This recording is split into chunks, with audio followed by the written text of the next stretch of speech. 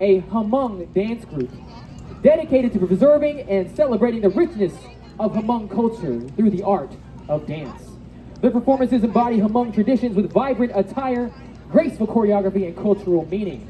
And in Hmong culture, dance is more than an art form. It's a way to honor ancestry, strengthen community ties, and express cultural identity with pride.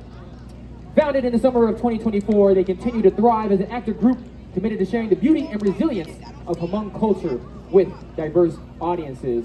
And they have performed all around the country, from Minnesota, other cities that I cannot remember, but I will let you know afterwards. Pronounced Ntxhais Hmoob Kajsiab. They are known as NHK. Give it up for them.